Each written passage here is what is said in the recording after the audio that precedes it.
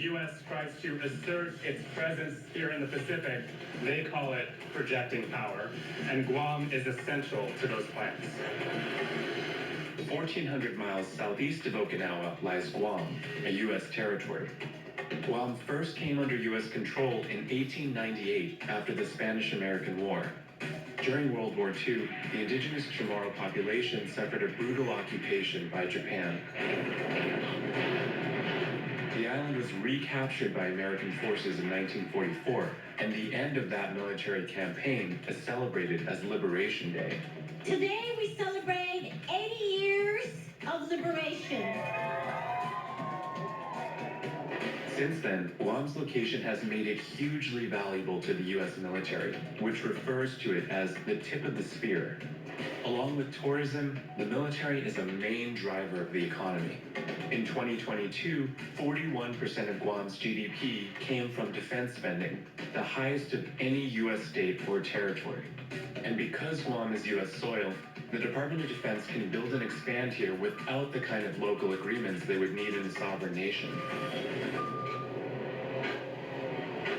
Why are the Marines moving from Okinawa to Guam?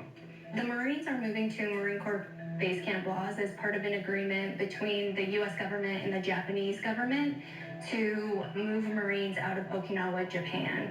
So moving the Marines here to Guam still provides a strategic logistics location for the Marine Corps to be able to project power out. Camp Laws is the first base the Marines have built since 1952. It's costing $8 billion to construct, and that's not all coming from the U.S. government.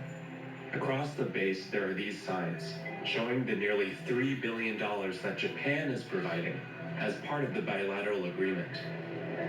There have been decades of protests against the military and the Marines in particular in Okinawa, and that led to the negotiations to move the Marines to Guam.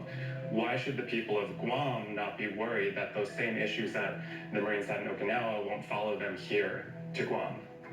I think when we're looking at this dynamic that we have to look internal at the Marines here. We talked to the Marines about our reputation as a Marine Corps here on the island. Our reputation on the island is very good. We actually work very closely with our community. We have to continue to do the right thing and be those good community members that the people here on Guam expect from us. So is this like a fresh start for the Marines in a new location? I don't think it's a fresh start. We have a continuous history here on Guam. We're going to continue to be the professional warfighters that we are. You are entering stolen land! Aliens here pollute our air! Pollute our water! Our people are dying of diseases! Shame on you! This is occupied indigenous land!